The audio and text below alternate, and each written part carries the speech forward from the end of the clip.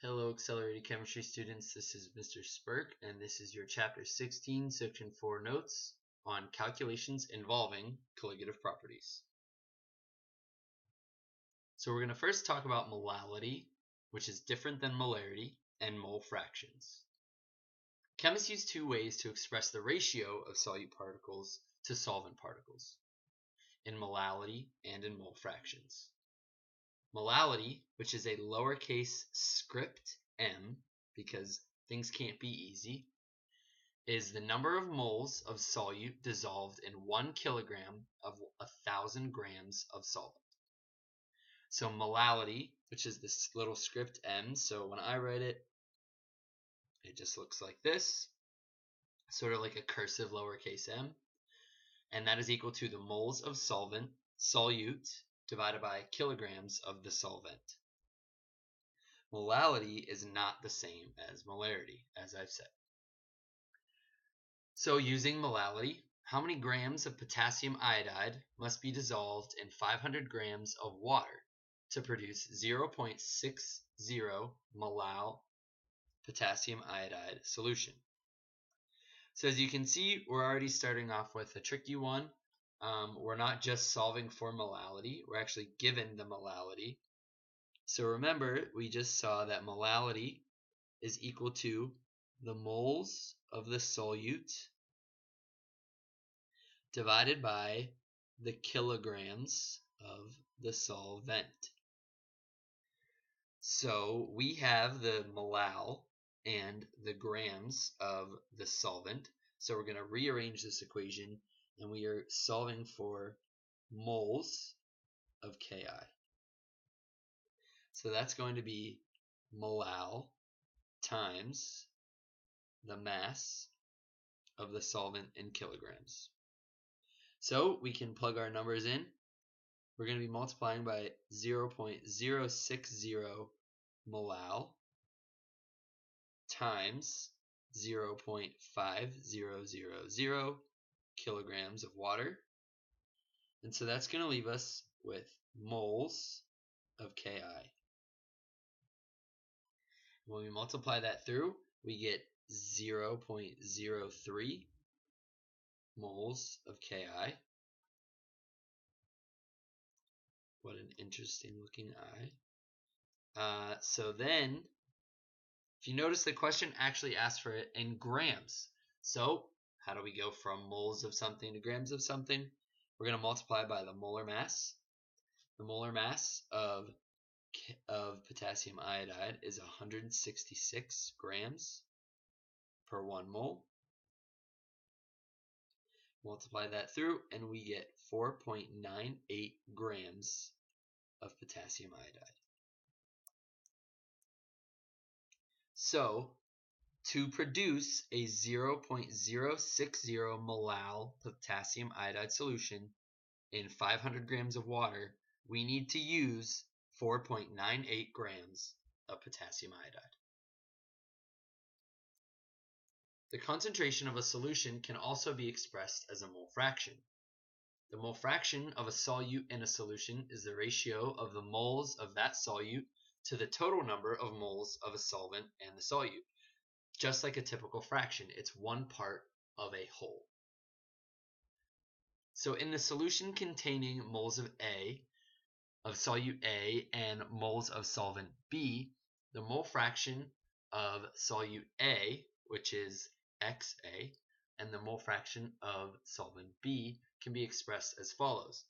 So that's XA, that's the mole fraction of A, equals the moles of A divided by the moles of A plus the moles of B. And that should just seem like a typical fraction to you. It's one part over the whole thing. So now we're going to calculate some mole fractions. So ethylene glycol is added to automobile cooling systems to protect against cold weather. It's the main component of antifreeze. What is the mole fraction of each component in a solution containing 1.25 moles of ethylene glycol and 4.00 moles of water? So we're going to find the mole fraction of ethylene glycol and water. And I'm going to say ethylene glycol is A and water is B. So to solve for this, we have x of A equals the moles of A divided by the moles of A plus the moles of B.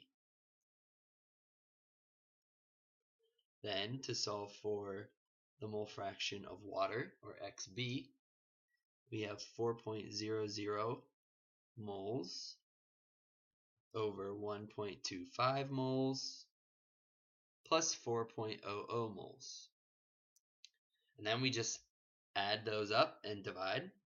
So x of A is equal to 0.238 and xB is equivalent to 0.762. So that's the mole fraction of ethylene glycol and the mole fraction of water. And if you notice, there's no unit on here. This is a dimensionless calculation. We're going to end up with no units because it is a fraction. And also, what do we know about fractions is they always add up to whole, or in this case, 1. If we add 0.238 and 0.762, they add together to give us 1. So we can actually calculate the freezing point depression and the boiling point elevation, which were the colligative properties we talked about in the last section. So the depressions of freezing point and elevation of boiling points are usually very small. You can calculate these if you know the molality of the solution and some reference data about the solvent. The magnitudes of the freezing point depression, or delta TF, and the boiling point elevation, delta TB, of a solution are directly proportional to the molal concentration, assuming that the solute is molecular, not ionic. So while the addition of a constant, the proportionality between the freezing point depression and the molality can be expressed as the following equation. Delta TF equals KF times molal. The constant Kf is the molal freezing point depression constant, which is equal to the change in freezing point for 1 molal solution of a non-volatile molecular solute. And that sounds like a whole lot of gibberish, but we don't really need to worry so much about that because these constants are always going to be given to us. We don't need to worry about memorizing all of them because they are different for every solution. The boiling point elevation of a solution can also be expressed as an equation. The proportionality constant is Kb, the molal boiling point depression, or it should be boiling point elevation constant, which is equal to the change in boiling point for a 1 molal solution of a non-volatile molecular solute, which is delta Tb equals Kb times molal. And same thing for the Kb here. We don't need to memorize these. We will be given them.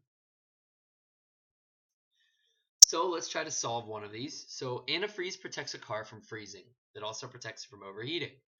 Calculate the freezing point depression of a solution of exactly 100 grams of ethylene glycol in 0.500 kilograms of water.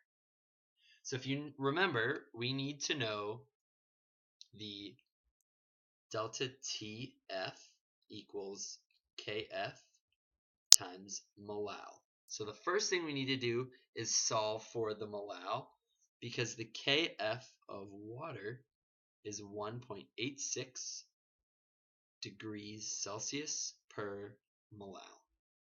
So we need to solve for molal, and we have 100 grams of ethylene glycol. We'll abbreviate that EG. And we need to multiply that by the molar mass because for molal we know that that is moles of solute divided by kilograms of solvent. So 1 mole of ethylene glycol is equivalent to 62.068 grams of ethylene glycol. So when we multiply that through, we get 1.61 moles of Eg. And remember, we want to solve for molal.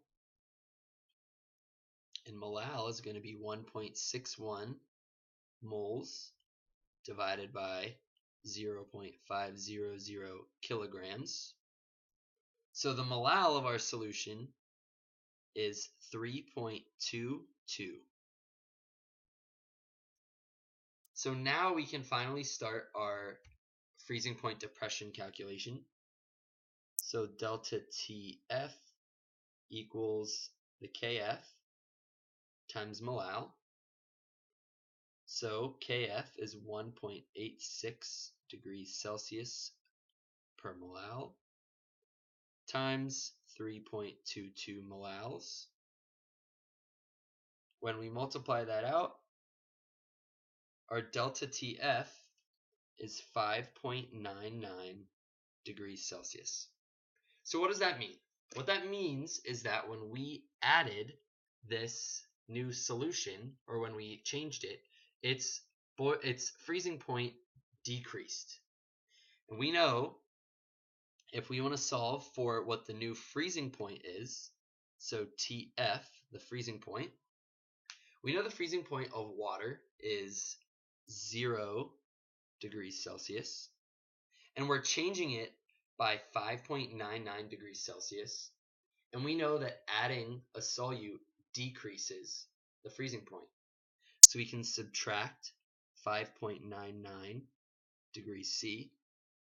So the freezing point of this antifreeze solution is negative 5.99 degrees Celsius.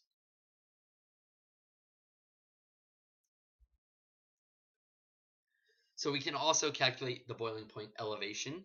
So what is the boiling point of a 1.50 molal NaCl solution? So again, the boiling point elevation equation is delta Tb equals Kb times molal. And the Kb of an NaCl solution is 0.512 degrees Celsius per molal times 1.50 molal. So our delta Tb is 0.768 degrees Celsius. And since this is a boiling point elevation, it's going to increase the boiling point of our solution. And we know that water boils at 100 degrees Celsius. So, and this is an elevation because when we add solute, it increases the boiling point. So we are adding 0.768 degrees Celsius. So although it wasn't a huge change, adding or this new 1.50 molal NaCl solution has a boiling point of 100.768 degrees Celsius.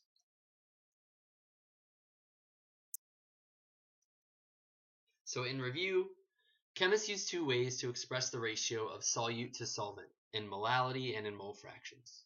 The magnitudes of freezing point depression and boiling point elevation are proportional to the molality. And that's it for chapter 16, all over solutions. As always, all the information on these slides has been acquired and adapted from Pearson Chemistry 2012 edition of the textbook, the resources CD, and pearsonchem.com.